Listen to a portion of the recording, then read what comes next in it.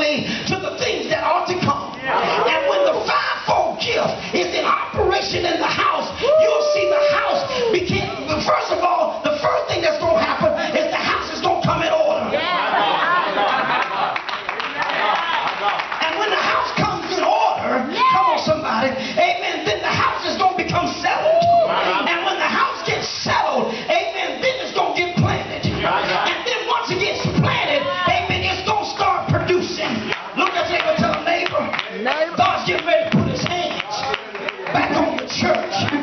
The hand of God has been missing, amen, for a while. And so God says, amen, that he's getting ready to release his hand. And the Bible said that when he led them out to Bethany, he lifted up his hands and breathed on them and poured into their life because he was preparing them for the next level. And so in Ezekiel 37, amen, everything that God released his hands on started moving.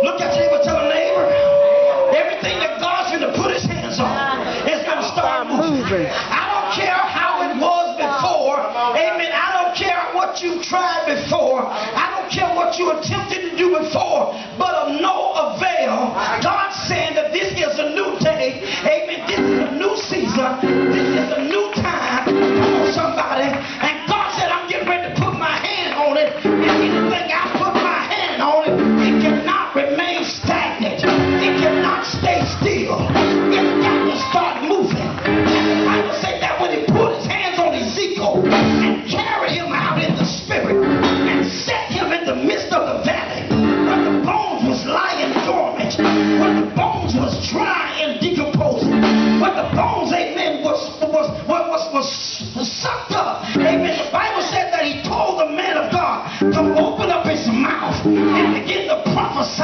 Look